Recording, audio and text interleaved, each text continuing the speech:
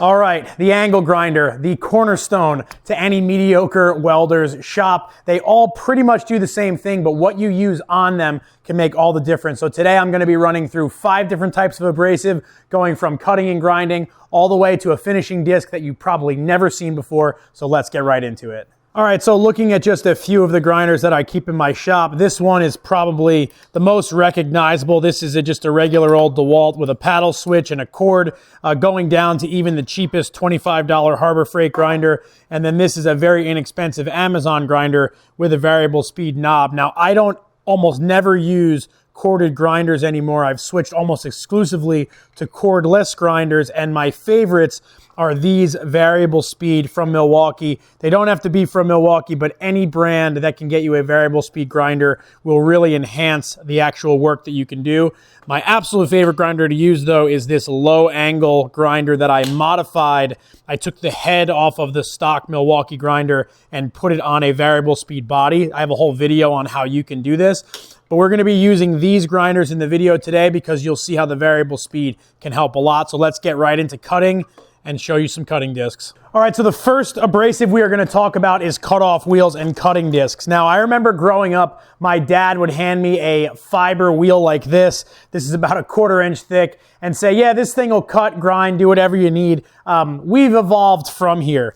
Now, I really like these ceramic cutoff wheels, but what I can say about cutoff wheels in particular is that you get what you pay for. Now, regular cutoff wheels I don't think need too much explanation, but one of the things that is important to consider is the thickness of the cutoff wheel that you're using. I typically stick with a 0.045 inch thick wheel, which is thick enough that it's not going to break right away, but thin enough that it doesn't leave a huge curve. But the type of wheel that I want to talk about is what's called a duo disc. So these are from Pferd abrasives, and what a lot of people do with their cutoff wheels is after they cut their pipe or their tube, they'll use the side of the wheel to deburr and grind it. Now, on a traditional cutoff wheel, it's actually very dangerous to do that because what you're doing is you're weakening the fibers here on the side, and you're giving this thing more of a chance to break. And we've all seen the meme with the piece of cutoff wheel in the guy's glasses. A grinding wheel like this, a duo disc, is actually made to cut and grind, and these come in a couple different thicknesses. My favorite of this is the 065. It's a little bit thicker than my normal cutoff wheel because it needs to be able to cut and grind, and I'll show you how that works right now.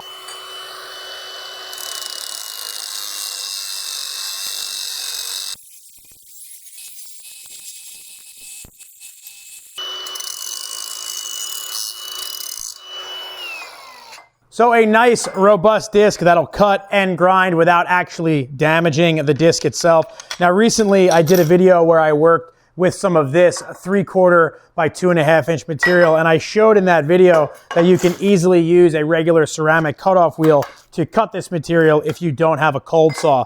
Now again, you get what you pay for with cutoff discs. I would recommend these ceramic ones from Pferd. I really like them. They hold up a really long time because they do have a little bit better of an abrasive than even a traditional cutoff wheel, which is going to burn down quickly. What you want to be careful with these is make sure that they don't have any weak points in them before you use them.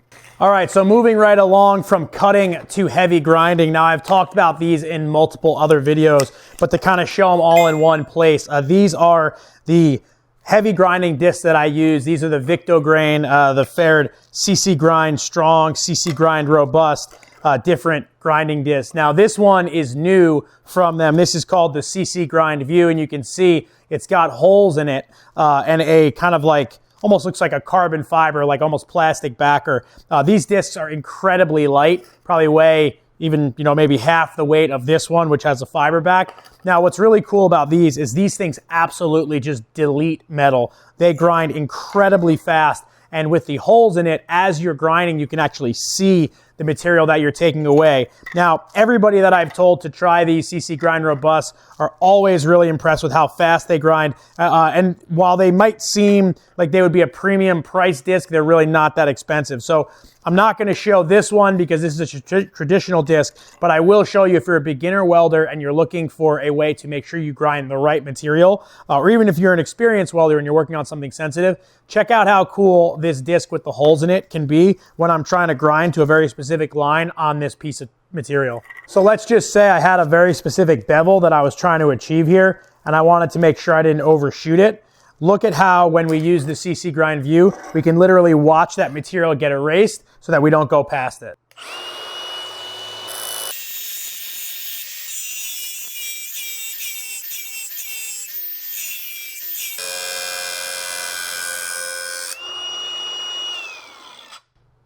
You can literally see through the disc as you're grinding, and you can see how you can get really precise, kind of perfect grinds with that while you're looking through it, while you're using a grinder like this.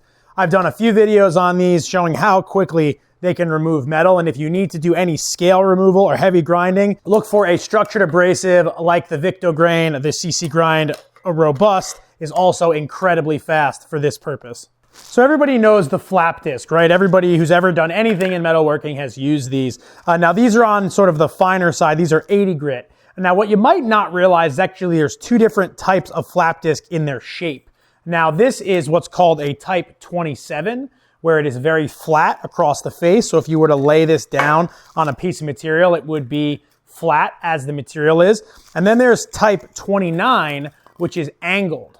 So you see the way that it is angled, where the disc is meant to be run on an angle at all times. Now, most people destroy their flap discs by grinding with them on an angle the entire time, which prematurely wears the edge. So if you're going to be doing a lot of flat grinding on an angle, you're going to want to get yourself a type 29 disc versus a type 27. Now, regardless of the type of disc that you use, both of these lack the same thing. Neither of them can grind along the edge. And that's where the third disc I want to talk about comes into play. This is what's called a Polyan curve. Now, this is a disc also by Pferd Abrasives that wraps abrasive from the face around the sides to the back.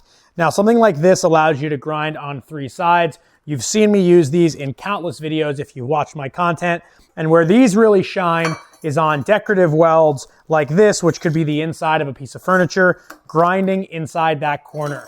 Now, most people are going to go ahead and say that you could use a file to get in there, but files are relatively slow. So let me show you how quickly we can address this corner using a Polyan curve round edge flap disc.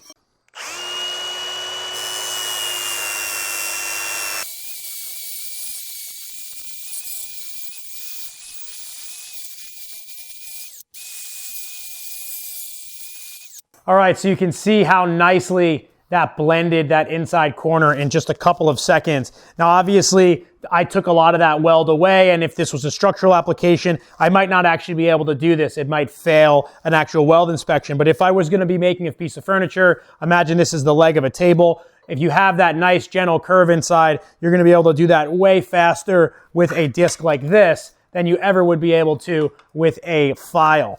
So from here, you could bring it up even further, and that leads me into the next type of disc I want to talk about, which is finishing discs. All right, so everybody's familiar with the Scotch-Brite pad, right? The hand pad, the non-woven abrasive. Now, these are great for cleaning things up, adding uniform brush marks, really making work, taking it to the next level. Now, these are obviously very slow. They are a hand pad, literally. Now, you can supercharge that by getting a non-woven abrasive in a disc form, but this is also not going to grind away material. It's really just going to polish. Now, we can take one step further to show this type of disc, which is one of my favorite ways to actually finish a ground piece of metal. And this is what's called a polyfleece disc. This is also from Pferd Abrasives. This has a combination of abrasive and then non-woven abrasive in between it. You can sort of see it if I zoom you in. You can see the alternating abrasives here from an actual cutting abrasive to a finishing abrasive and so on and so forth. What this is going to do is it's actually going to grind and finish in basically one step. So it's going to combine essentially this and this into one of these. Now, in the realm of finishing, we can actually go one step further and we can get something like this, which does not have any grinding abrasive in it. This is also just the same as basically a Scotch pad, but this is in that Polyan curve format where it'll wrap around the edge and you can get into inside corners. I'll show you how both of these work on this piece of material. So this type of disc is where you're gonna actually want a variable speed angle grinder. So in this case, I'm using this cordless one and I can crank this down to like a 3 or a 2. Now, a lot of abrasives nowadays, because they've become so technologically advanced and so well engineered, they'll actually have a RPM on them. So you're gonna wanna check whatever abrasive you're using and see if there is a recommended RPM. In this case, we've got a recommended RPM of about 5,300, which is gonna be down on the lower range of this grinder. And what that's gonna do is it's gonna allow this to work without burning out too quickly.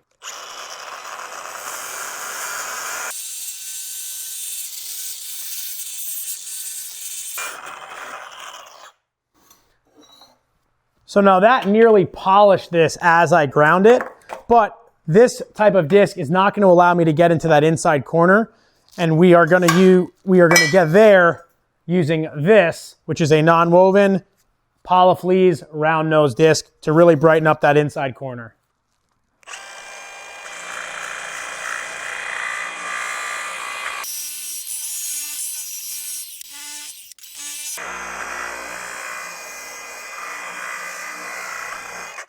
So you can see the way that curved nose gets me a beautifully smooth inside corner here. It's nearly polished and very, very nice with very little effort. Now the last way to grind is probably going to surprise you. So this last method of grinding actually has to do with finishing. So what I'm holding in my hand here is 2 adapters that will screw onto your angle grinder, and they have Velcro on them just the same way that your random orbital sander does. And what's underneath them is a piece of stainless. Now, if you're familiar with stainless steel, there are multiple different finish numbers in stainless steel. Number 4 and number 8 are the most common. Number 4 is that brushed finish that you would see on like a sink or a refrigerator. Number 8 is close to a mirror polish. Now, this is a little simulation. This is a piece of stainless that I just ground on a little bit to put some kind of non-uniform scratches. Now, if I wanted this to look really nice, I could take a hand pad and I could do my best to create a linear finish. Now I can keep going and eventually I'm gonna get somewhere, but I have these deeper scratches in here that I'm never gonna be able to get out with a hand pad. So I learned this trick a few years ago while making a range hood out of stainless steel, and we needed to get these heavy grind marks and scratches out of the stainless so that we could then go back with a burnishing tool and have that perfect uniform finish. And what we learned was by using a 4.5 or 5 inch Velcro back pad and a piece of sandpaper. In this case, this is 600, which is a very, very high grit. We can actually polish out the material, get rid of all those deep scratches, and then we can go back with either a hand pad or a drum finisher and make this piece look absolutely perfect. Now, using a variable speed grinder is going to be critical for this, but you'll be shocked how much work you can actually get done with just some regular sandpaper and one of these very inexpensive soft backed discs.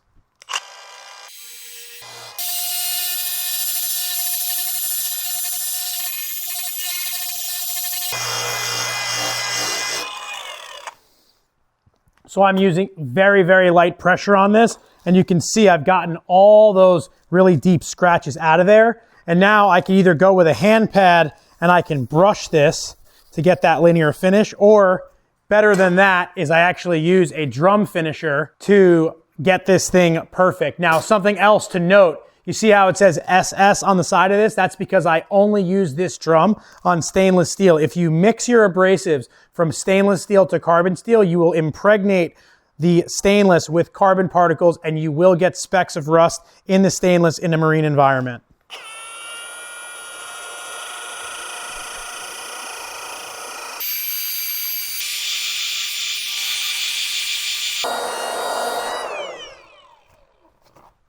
So now we have a beautiful number 8 finish. We can continue to tune it up with a hand pad so that we can blend the ends of that where the drum sort of stopped. And if you were doing something that you needed to have a nice uniform finish, you can get there really quickly just using one of these $10 adapters that you can get from Amazon that will screw onto any old angle grinder and allow you to use regular sanding discs like this to get rid of all those scratches and sort of pre-polish your material. So that wraps up my 5 favorite types of grinding discs. Now I'll put links to all these down in the description. And if you're interested in any of them or you have questions about how they may improve your workflow or where I use them in my projects, leave them down below. Thanks so much for watching, and I will see you on the next video.